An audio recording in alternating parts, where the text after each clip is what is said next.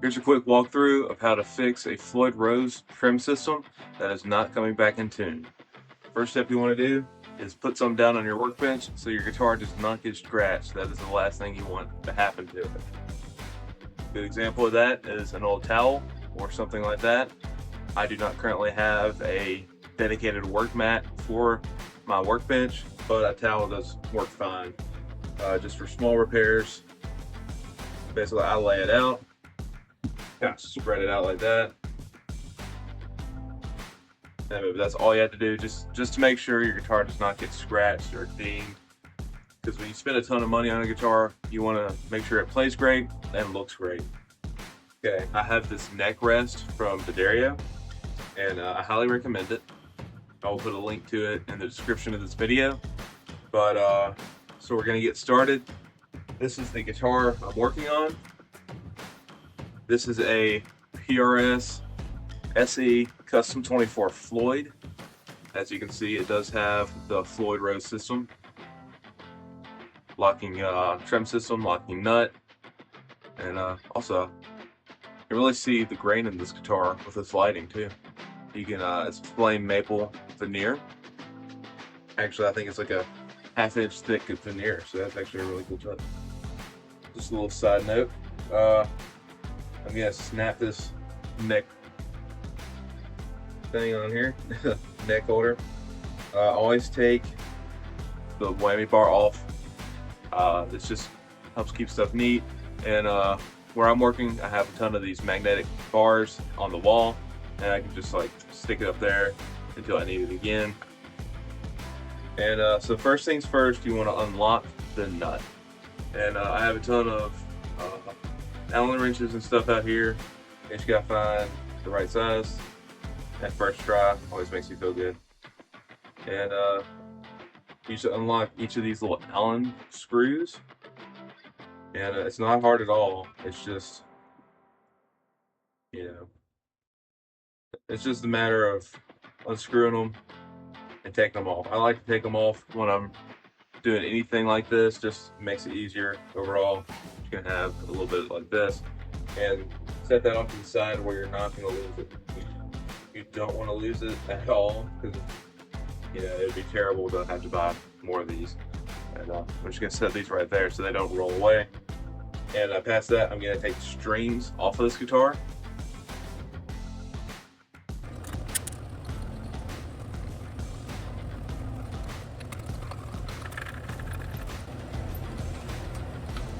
Okay, the strings are basically off. They're at least loosened to this point. Now you can just kind of go and manually unwrap them. Does not take a lot.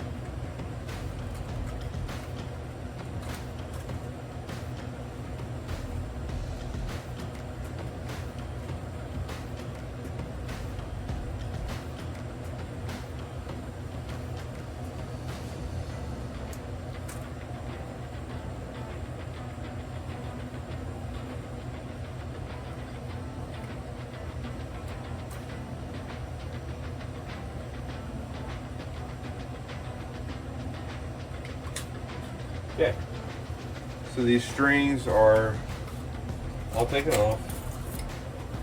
It's just a jumbled up mess right now. I'm gonna try my absolute best to leave the strings attached to the bridge itself while I work on it. I'm gonna try to salvage these strings because they're relatively new. And yeah.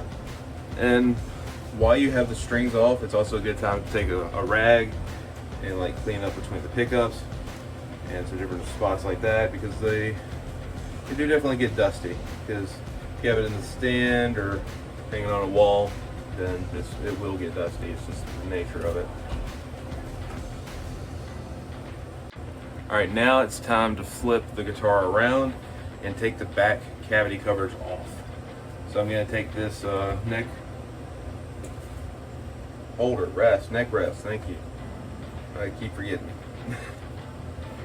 And then I'm just going to put it on kind of backwards, but it's a little tight.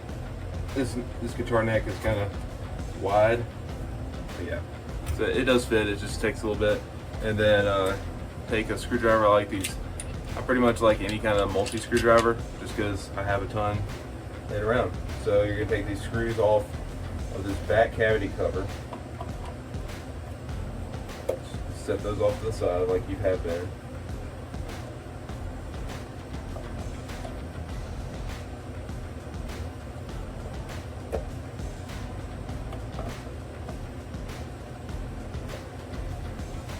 Okay.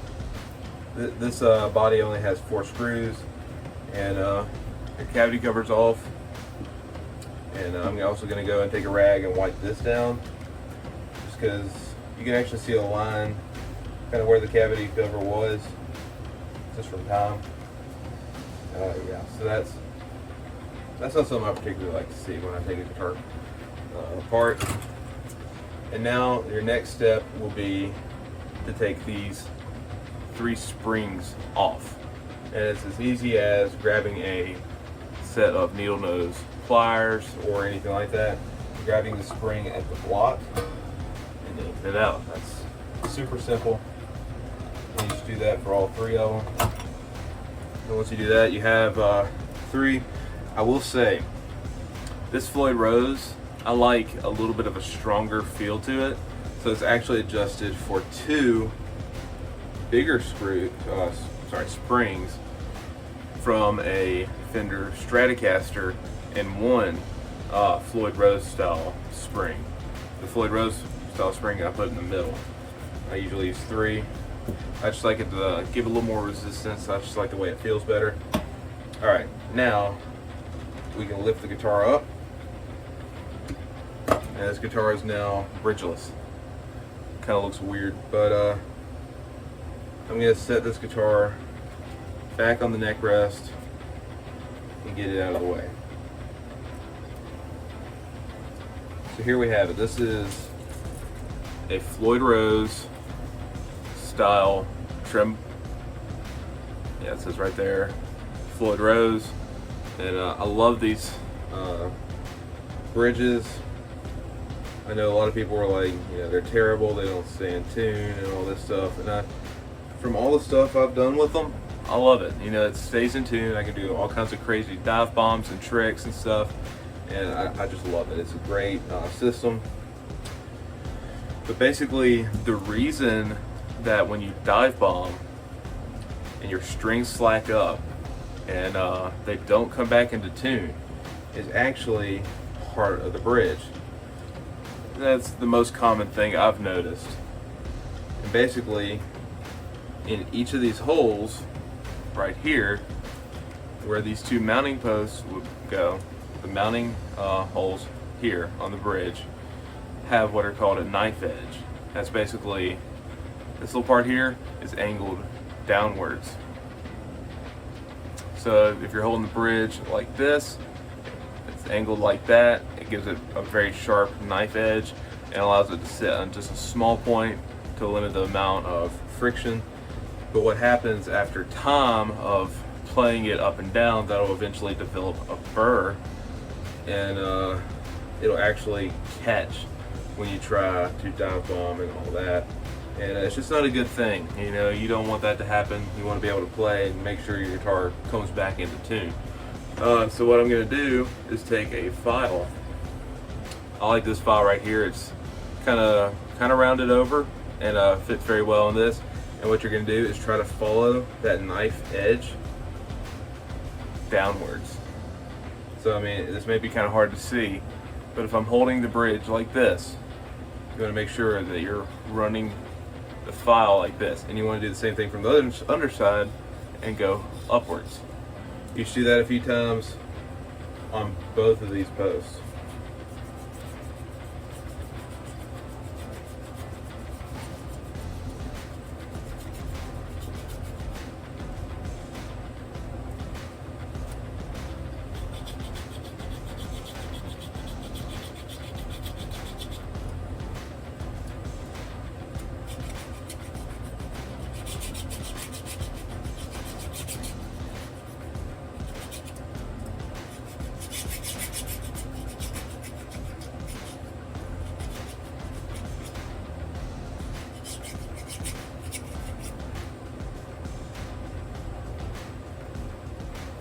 All right, now that that's done, you're gonna actually see, you know, that's tiny little metal shavings. You just want to blow that off, make sure it doesn't get on the guitar. And yeah, so that's all you have to really do. And you want to feel around on it, make sure there's no burrs, anything, and just make sure it's all clean and good. And you know, you don't want it to be any kind of grittiness. And then here again, I'm also going to take another rag and just kind of wipe down this underside of the bridge from like sweat and, you know, dead skin, all that stuff can get up under there. That's something you don't really want. And also on the top of the bridge, right here on these set screws, you just want to make sure the bridge is clean, free of any debris. And yeah, so I was able to keep most of the strings. I think I'll be able to do all of them, I hope. But yeah, so all I have to do now is come over here, okay? You have your cavity here, which I really like how PRS guitars do this. There's actually foam right here that protects it from hitting the body of the guitar, and it really keeps it playing great. I've noticed it to be one of the better playing Floyd Rose style guitars I have. So I also like to clean up this just from dust and use. Okay. And these posts on this guitar are designed to go all the way down. They're not supposed to be up or anything like that. So, all right, now we're gonna drop the Floyd Rose in here. Okay, you can see that it's on the pivot. Now you're gonna take the guitar, flip it around, and I like to grab it here. That way I know that this Floyd Rose is still lined up with those posts. Now, I grab my three springs, and like I said, these two are bigger and therefore a Fender Strat. And you're gonna hook it here on this claw and pull the spring into the hole on the block of the bridge, just like that. These two springs go on the outer edge,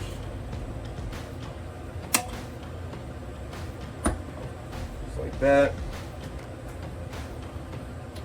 And yes, I have made a mistake. Sorry, these two springs go on the outer hooks of the claw. That's how I like to do this.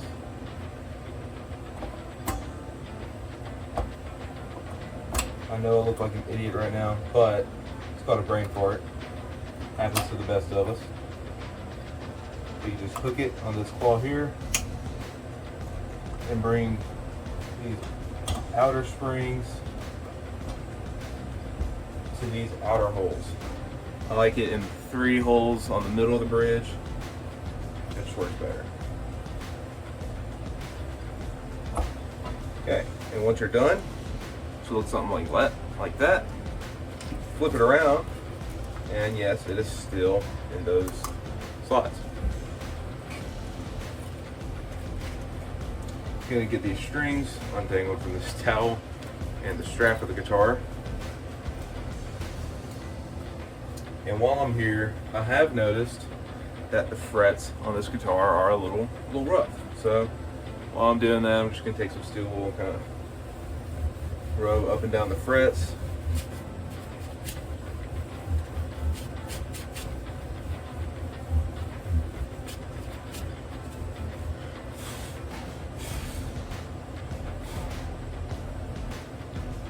Yeah, I cleaned it up a little bit, you know. And then the last thing I'm gonna do to this guitar is I'm gonna pop this bar off, which is called a string retainer.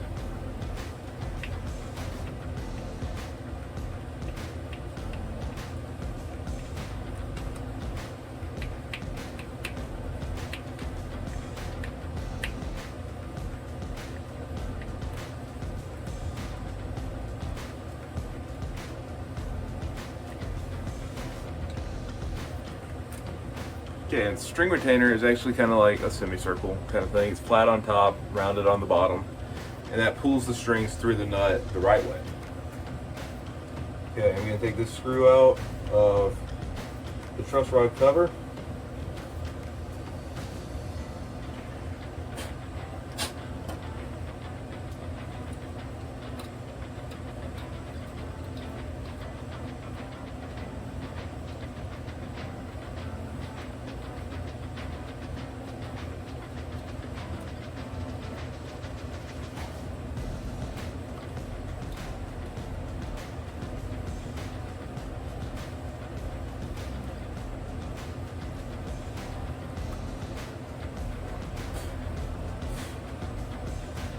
debris and stuff can get up under the truss rod and stuff like that. And on this guitar, it's actually the only guitar I have that has an acorn nut. So you actually have to use a wrench instead of like this.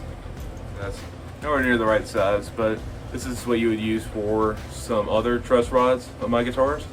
It's just a regular Allen wrench, and this is like an Allen socket basically. And yeah, so I'm gonna adjust it just a little bit.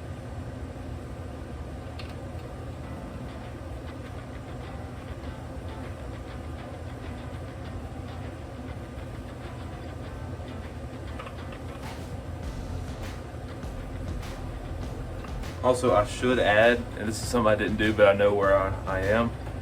If you take a Sharpie and actually mark the top of this acorn nut, that helps you remember where you started. It's a good tip I learned from Stu Mac. Okay.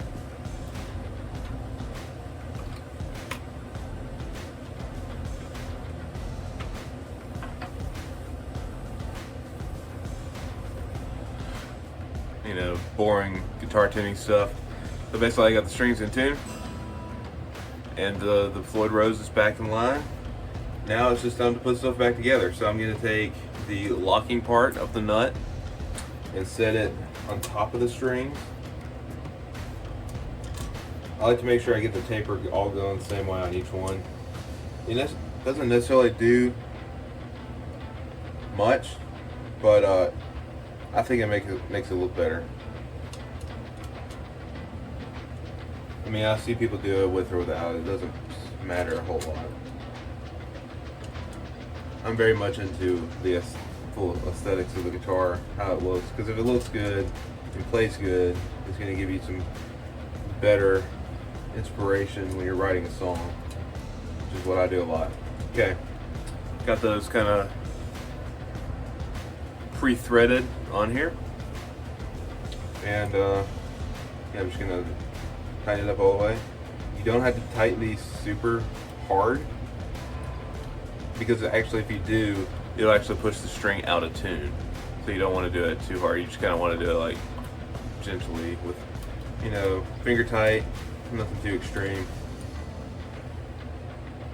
Okay, so we're in tune. And you gotta flip this guitar around.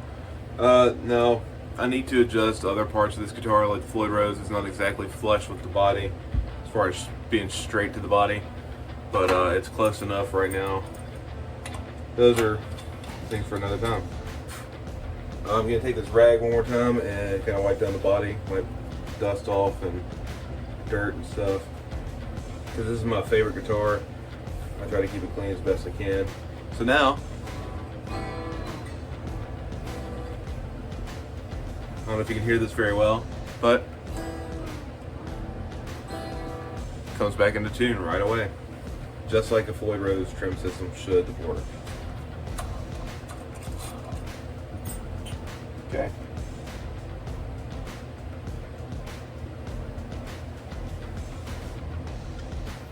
Let's see here. We're feeling pretty good, you know. Pretty standard spacing all along the fretboard.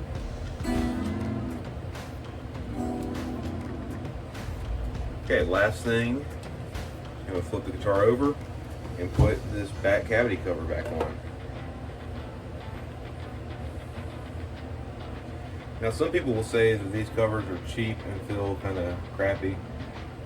I kind of like them. I like surface mounted plates like this.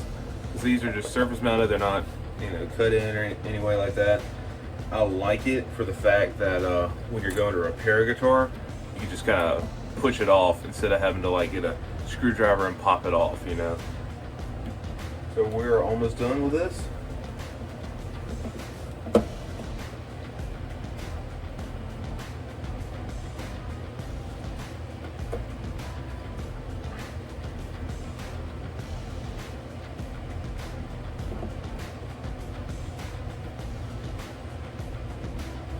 And while I have you here, I'll give you a look at the electronics of this guitar too. So if you ever are interested in buying this guitar, I'll link it in the description. Give you a look at the electronics, because that's not hard to do. And it's just another cavity cover. I honestly like this guitar without a pick guard. I've seen people mod it to have a pick guard, and I'm just like, wow, you don't necessarily need it. Now, I will say the pickup cavities are shielded like they should be, and you have shielding paint. So I'll bring you in here for a nice close-up.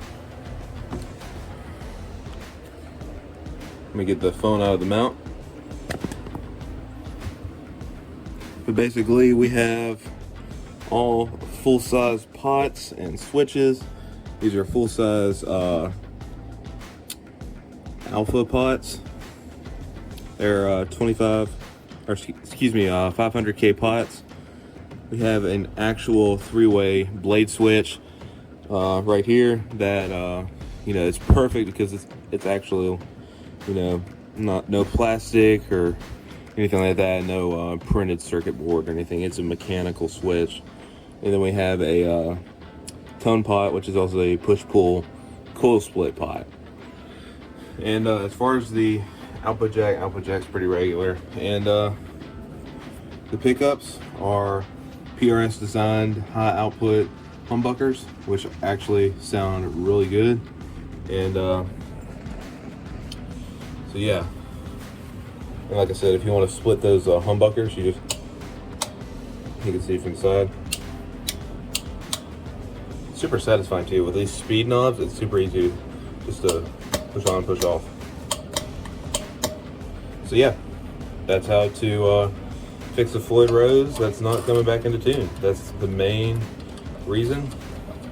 Now I will say this technique is filing away a little bit of metal in these two spots here, so eventually you will probably have to replace this plate, which is about a $60 repair. And it's something, it's not fun to do, but if you like a PRS style guitar with a Floyd Rose, or any guitar with a Floyd Rose, then you'll have to do that eventually. But yeah, I got this set up pretty good. You can see right there, it's not exactly flush with the body. It should be back just a little bit, but that's just a little bit of adjustment with the springs, and I'll be good to go with that. So I hope you enjoyed this video. Like and subscribe, my dudes, and I'll see you later.